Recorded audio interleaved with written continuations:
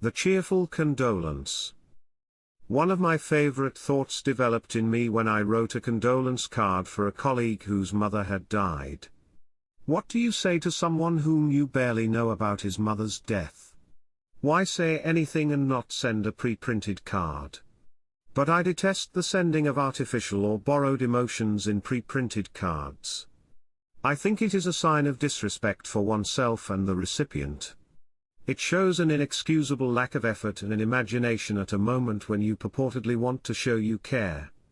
While I wanted to keep the card to my colleague short, I wanted to write something original and meaningful.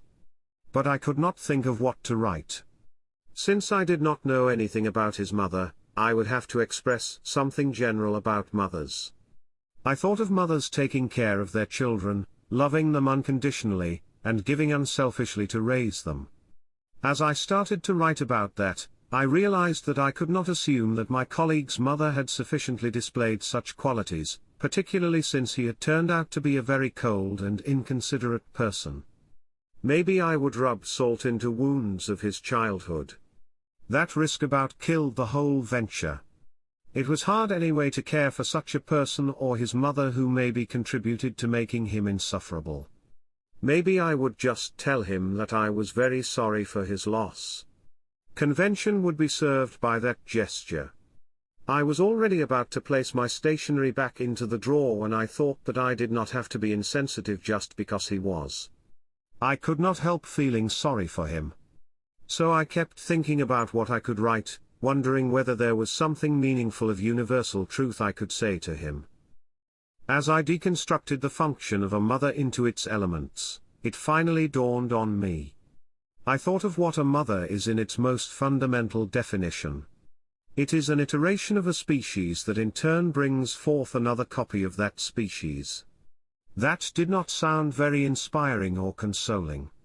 Yet then I realized that our mothers are the last link in an unbroken line of mothers going back to the beginning of life, billions of years. One continuous, uninterrupted sequence of life and possibly many millions of years of love and caring in beings that had developed the necessary mental capacity. I had never before given that stunning fact consideration. Of course, one learns about how life developed.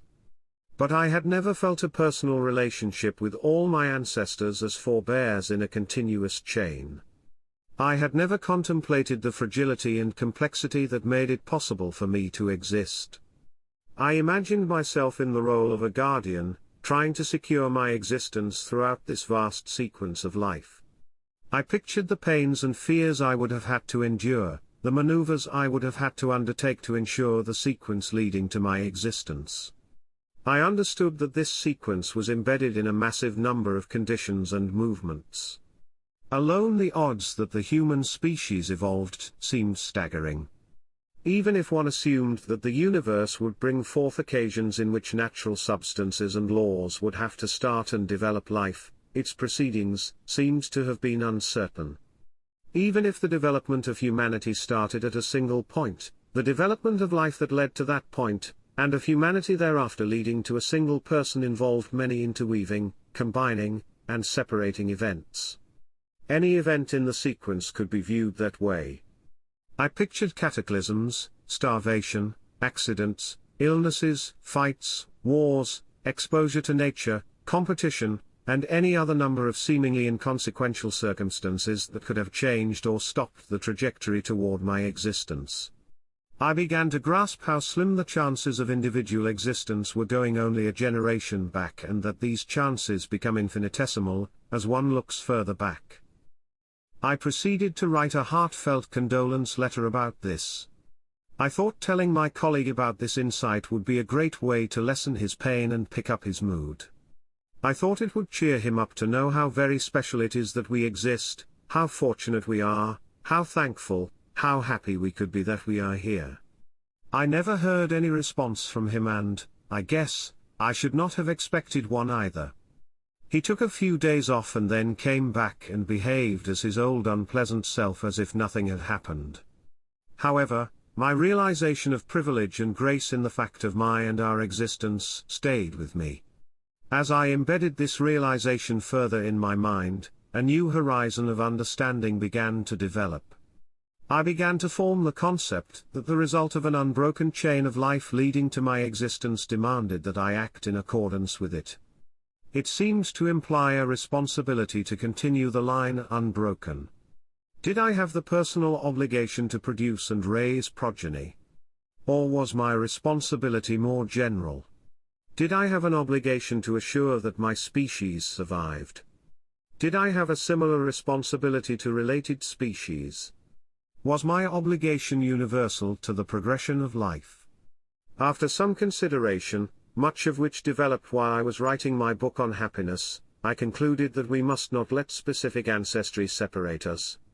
Our unbroken line to a common origin should humble and unite us. It does not indicate special, separate personal destiny. We may be special as a species that has adapted well to its challenges and grown with them.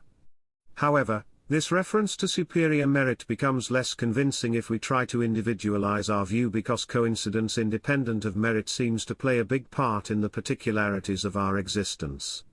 Our particular heritage also loses importance given that there are billions of very similarly equipped humans.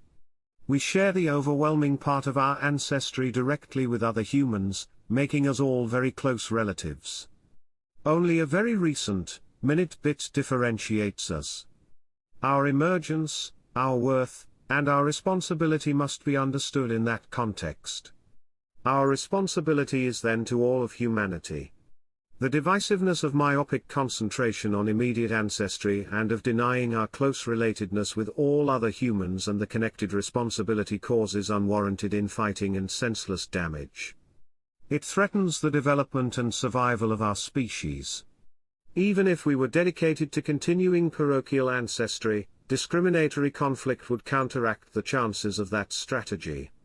Our best option to continue our ancestry in all respects is to advance humanity. That, however, is only possible if we pay tribute to the system that has allowed us and humanity to emerge and develop. We must keep and possibly enhance that system to the extent it serves humanity.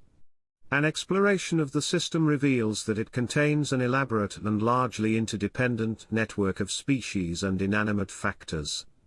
Humans may be related to many, maybe all species by common ancestry. This relatedness may cause a sense of affinity.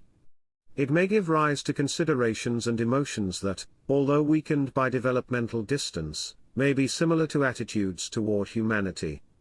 Beyond common ancestry, we may deem ourselves connected to all life by our essential commonality with it and its development.